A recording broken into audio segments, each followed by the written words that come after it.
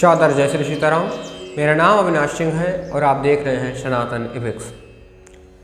आज के प्रसंग में हम बात करेंगे श्री भागवत महापुराण की एक प्रसिद्ध कथा है गज और ग्राह की कथा। यह आयुग है गजेंद्र मोक्ष की कथा है, जो कि बहुत प्रसिद्ध कथा है। इसको हम बड़े बड़े संत प्रेमी या कथावाचकों के मुख से सुनते रहते हैं। तो आइए आज हम भी उसी प्रसंग के बारे में आपको बताएंगे। यह प्रसंग श्री भागवत महापुराण में वर्णित है।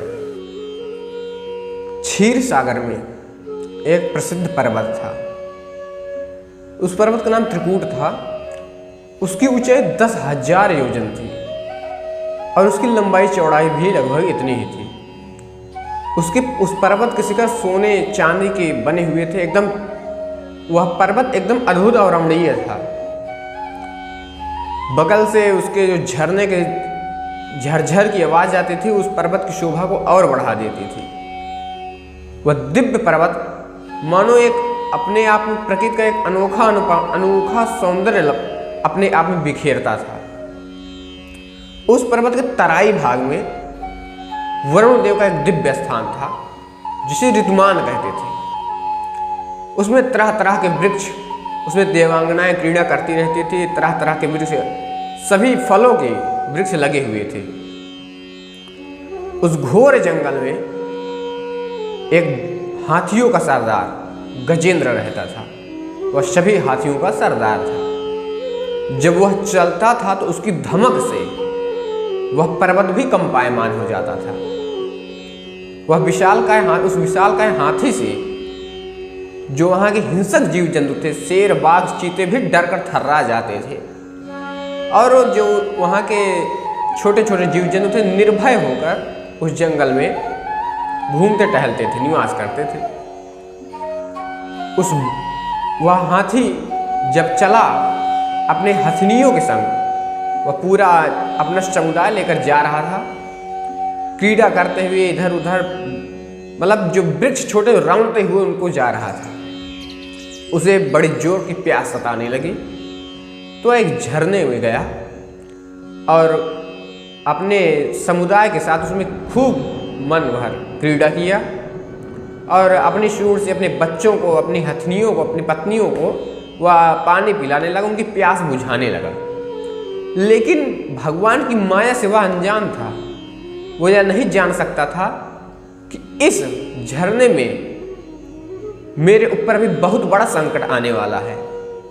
उससे वह बिल्कुल अनभिज्ञ था।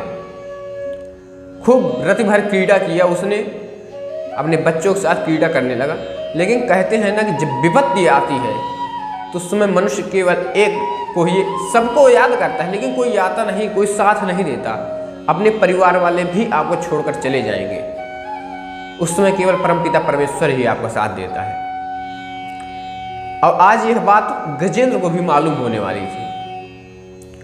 उसी झरने में जहां वह क्रीड़ा कर रहा था, एक बड़े ग्राह मतलब मगरमच्छ ने उसके पैर को बहुत तेजी से खींचना प्रारंभ किया। उसके पैर को जकड़ लिया और खींचना प्रारंभ कर दिया। जब गजेंद्र ने देखा तो वह भी अपने बलशाली तो था, वो भी अपने बल का प्रयोग किया। वह बाहर आने की फिराक करने लगा। कभी गजेंद्र ग्राह को बाहर खींच लाता, कभी ग्राह गजेंद्र को खींच लाता। ऐसे करते करते परस्पर 1000 वर्ष व्यतीत हो गए। यह घटना जो घट रही थी, इसको देखकर देवता भी हैरान थे। जो हाथी थे, हाथी का समुदाय था, सभी हाथियों ने मिलकर उसे खींचना चाहा, लेकिन ग्राह के चंगुल से उसे खींच नहीं पाया। भगवान की माया प्रबल होती है, उसे कोई खींच नहीं पाया। यह देख उसके सभी समुदायों ने उसका साथ छोड़ दिया। जिसको वह खूब पानी पिला रहा था, उसके साथ क्रीड़ा कर रहा था, उन सभी ने उसका साथ छोड़ दिया। यह कभी बाहर खींचना, कभी ग्राह का अंदर ले जाना, यह करते करते गजेंद्र का बल क्षीण हो गया। लेकिन ग्राह तो जलचर प्राणी है, उसका बल और दिन प्रतिदिन बढ़ता चला गया। जल में रहने के कारण उसका बल बढ़ता हुआ चला गया। जब ग्राह उसको खींचने लगा, तब गजेंद्र ने यह समझ लिया कि मेरा कोई साथ देने वाला नहीं है। मैं अब उन्हीं की शरण लूंगा जो इस जगत के पालन करते हैं, जो इस जगत की रक्षा करते हैं। वो यह समझ चुका था इस समय मैं किसी को भी बुलाऊं, कोई मेरा साथ देने वाला नहीं है, क्योंकि मेरे जैसे महाबलशाली जो हाथी थे, हमारे मित्र थे, वो भी मुझे इस संकट से नहीं उबार सके तो और उनकी बात ही क्या है। वह परमपिता परमेश्वर का ध्यान कर उनकी स्तुति करने लगा।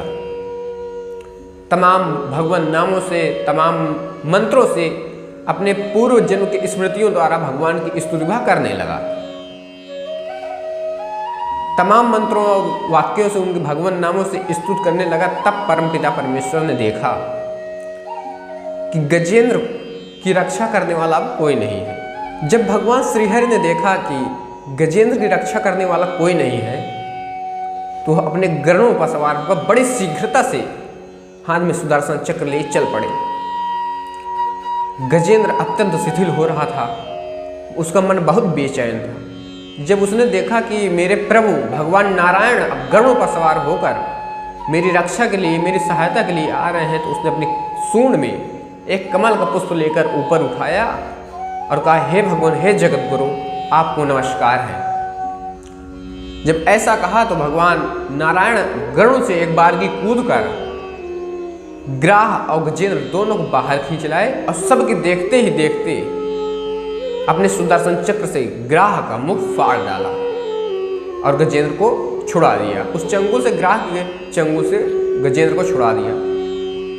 तो यह प्रसंग हमें यह बतलाता है कि इस मायाकृत संसार में हम कितना भी दूसरों के लिए कितना भी कर दें, लेकिन जब हम किसी मुसीबत चंगुल में फंसेंगे तो उबारने वाला केवल वही है, परमपिता परमेश्वर।